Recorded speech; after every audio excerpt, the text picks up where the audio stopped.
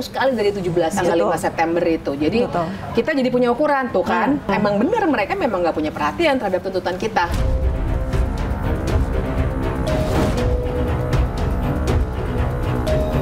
Tolong dipahami bahwa kami selama ini jangan dianggap juga tidak kerja.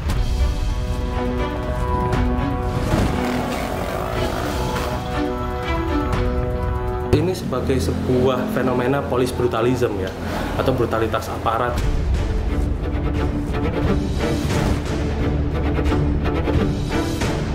Yang kita amankan, kita bawa ini adalah perusuh.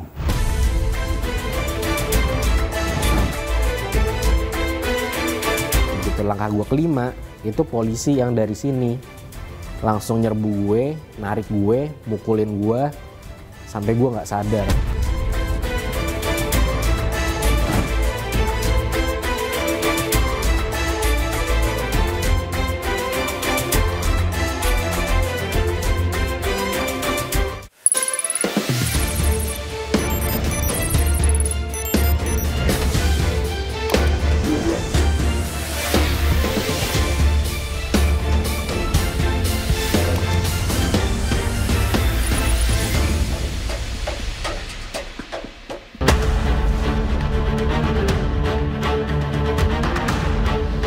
Gelombang demonstrasi yang berlangsung pada 25 Agustus hingga awal September masih menyisakan banyak pekerjaan rumah untuk pemerintah dan aparat penegak hukum.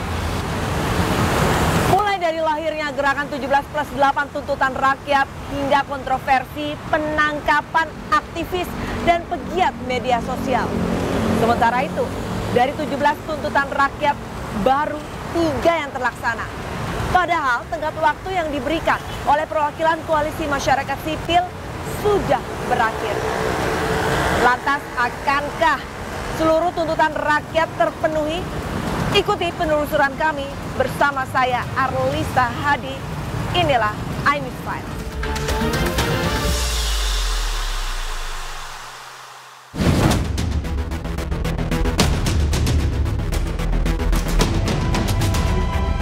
Koalisi sipil yang terdiri dari aktivis dan penggiat media sosial menyerahkan dokumen 17+8 tuntutan rakyat ke DPR RI pada Kamis 4 September 2025. Andre Rosiade dan Rieke Diah Pitaloka sebagai perwakilan DPR menerima langsung dokumen 17+8 tuntutan rakyat di Gerbang Pancasila, Senayan, Jakarta. Penggiat media sosial Abigail Limuria menyebut penyerahan tuntutan ini bisa menjadi momentum dari setiap lapisan masyarakat untuk bisa sama-sama melayangkan tuntutan pada wakil rakyat dan pemerintah dalam menjalankan tanggung jawab.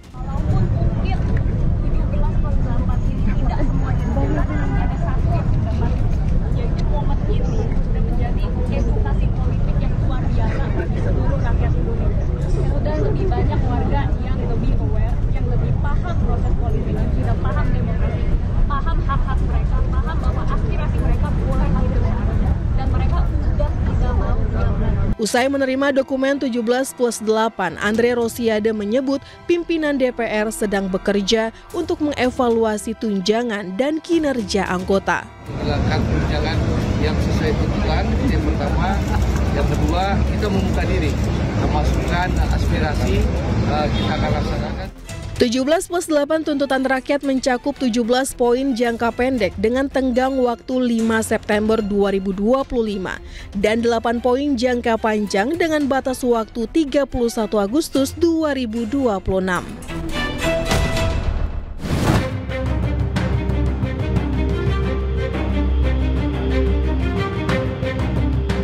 Buntut dari aksi demonstrasi yang terjadi di sejumlah wilayah di Indonesia sejak 25 Agustus 2025 melahirkan tuntutan rakyat 17+8. Dan untuk membahasnya sudah bersama saya pakar hukum tata negara Bivitri Susanti. Mbak Bibi, ini kalau melihat fenomena adanya tuntutan rakyat 17+8, tanggapan Anda seperti apa? Ya, saya melihatnya itu memang inisiatif yang bagus dari anak-anak muda. Kan kemarin tuh dua ya, memang ada aktivis yang memang dari awal memperjuangkan hak asasi manusia, anti korupsi. Tapi kan memang yang tanggal 25 ke atas itu semuanya juga bercampur dengan massa yang lagi marah. Iya. gara-gara kelakuan legislator, kelakuan pejabat lah pada umumnya. Nah, jadi di titik tertentu dalam suasana seperti itu butuh ada rumusan. Sebenarnya yang kita tuntut apa sih? Kalau tidak, maka akan jadi, kalau saya menyebutnya parade kemarahan aja. Perlu ada semacam kanalisasi dari kemarahan itu supaya ada poin-poin yang jelas. Kalau kita baca ya, jangan 17+8 dalam arti angka saja, tapi uraiannya, mereka itu yang saya ingat, mereka bahkan mengutip studi-studi yang sudah ada. Jadi ada penjelasan-penjelasan yang lebih rinci sebenarnya. Karena mereka anak-anak media sosial, jadinya mereka paham bahwa yang rinci sekali itu harus dirumuskan dalam bahasa yang mudah diambil oleh publik. Ini kan baru hanya sepersekian dari tuntutan masyarakat ini dijawab, walaupun dijawabnya juga tidak sesuai dengan tuntutan. Seperti apa tanggapannya? Nah, jadi itu sebenarnya menandakan bahwa memang tidak ada etikat baik dari para pengurus negara kita. Jadi saya kira salah satu manfaat dari adanya semacam tuntutan seperti itu, alat ukur kita gitu kira-kira apakah benar penguasa atau pengurus negara kita ini merespons suara masyarakat atau tidak. Kita jadi punya ukuran tuh kan, gitu. Ibaratnya tuh gitu ya dalam bahasa sehari tuh kan, emang benar mereka memang nggak punya perhatian terhadap tuntutan kita. Tidak serius ya? Tidak serius karena barangkali juga mereka melihat bahwa tuntutan-tuntutan itu merepotkan. Jadi ada keengganan memang dari mereka untuk menyelesaikan masalah yang ada. Meskipun 17+8 itu ya kalau menurut saya bahkan sifatnya masih teknokratik kan. Jadi bahkan yang achievable itu tanggal 5 September juga nggak bisa dituruti. Berarti kan memang itikat baiknya nggak ada. Atau mungkin kalau menurut Anda jawaban yang bisa dikatakan ala kadarnya dari pemerintah itu hanya untuk meredam amarah dari masyarakat? Saya melihatnya persis di situ. Jadi mereka nggak melihat ada masalah di diri mereka sendiri. Jadi kayak beda POV, beda point of view gitu. Mereka kayak hidup dalam bubble bahwa nggak ada masalah dengan cara saya menyelenggarakan negara ini. Sementara kita melihat banyak masalah dong. Anda bilang kami gitu kan misalnya ya. Nah tapi yang mereka lihat jadinya adalah gimana caranya supaya orang-orang ini diem aja dulu. Makanya yang diberikan sebagai solusi dalam tanda kutip yang menurut saya salah adalah mereka memecat Ahmad Syaroni, Nafa Urba, Adis Kadir, tapi kan itu Eko Patrio juga. Tapi itu kan nggak menyelesaikan akar masalah. Tapi karena mereka cuma melihatnya gimana nih biar orang pada diem, akhirnya mereka kasih semacam gula-gula gitu. Tuh kan kita udah ngikutin loh, padahal bukan itu yang kita inginkan. Kalau misalkan pemerintah tidak menjawab 17+8 dalam kurun waktu, ya let's say batas akhir 1 tahun ke depan, kira-kira bagaimana? Menurut saya ini akan menjadi api dalam sekam. Jadi kelihatannya sekarang adem-adem saja, tapi kan ini jadi bahan diskusi, bahan pembicaraan. Jadi gimana dong? Kok masalah kita nggak selesai nih? Jadi mungkin sekarang kelihatan diam. Menurut saya kelihatan diam juga karena ada ancaman loh. Terhadap para aktivis dan mulai dari Del Pedro ya, Syahdan dan banyak lagi di daerah juga. Sehingga mungkin mereka merasa oke, kita tiarap aja dulu, tenang, tapi menurut saya sepanjang masalah-masalah struktural tidak diselesaikan, ini kita kayak menyimpan api dalam sekam itu, suatu saat bisa akan muncul lagi. Tapi untuk kedepannya, ini kan pasti ada challenge ataupun ada tantangan pemerintah dari 17+8. Salah satunya adalah menyelamatkan negara dari utang yang semakin tinggi, kemiskinan, lapangan pekerjaan. Nah ini kira-kira solusi yang tepat untuk menjawab dari permasalahan yang dialami sama Indonesia ini seperti apa sih? Ini nggak akan sebentar. Saya selalu bilang sama teman-teman, ini maraton nih, bukan sprint. Jadi kalau kita berharap ada penyelesaian soal ketidakadilan, soal utang yang luar biasa, 2 tahun, 5 tahun mungkin nggak akan selesai. Kecenderungannya pemerintah yang otoriter itu mereka tidak akan menyelesaikan masalahnya, tapi untuk membuat orang-orang diam, dia akan semakin melakukan represi.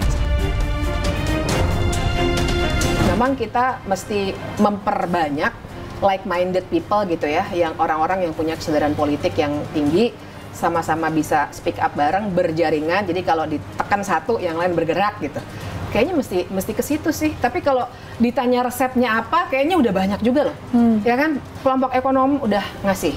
Saya dulu juga tergabung di tim percepatan reformasi hukum 2023, 2 tahun yang lalu. Bagus banget menurut saya ininya, rekomendasinya sampai sekonkret apa yang diubah, roadmap-nya gitu dicuekin sama pemerintah gitu, hingga jadi bukan nggak bisa, tidak ingin, tapi memang tidak ingin melakukan perubahan. Berapa lama untuk mewujudkan keinginan yang bisa dikatakan yaitu terbebas dari hutang, kemiskinan? Berapa lamanya tergantung dari seberapa besar kita mengadvokasikan. Termasuk misalnya 2029 itu kan momentum politik yang besar juga pasti ya, karena akan ada pemilu lagi misalnya. Apakah nanti buat pemilu yang akan datang warga siap untuk nggak milih lagi orang yang cuma selebritis, seperti yang sekarang kita kritik, orang yang cuma bagiin amplop, serangan fajar, kita udah siap belum dengan itu? Yang nyalekin, yang membuat daftar caleg, yang kemudian membuat kita memilih orang-orang yang sekarang udah kita kritik dan kita singkirkan itu, kan partai sebenarnya. Betul. Tapi partai sampai sekarang masih nggak mau, menurut saya partai di DPR ya, masih nggak mau mengubah undang-undang pemilu dan undang-undang partai politik.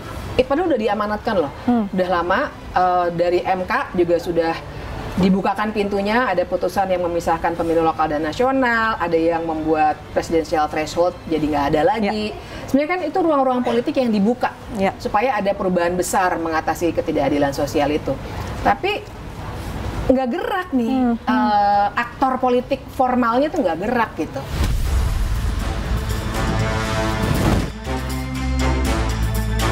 Saya atas nama teman-teman DPR minta maaf ya kalau selama ini ada pernyataan, tindak tanduk gitu ya, terus kemudian perilaku yang dianggap tidak berkenan.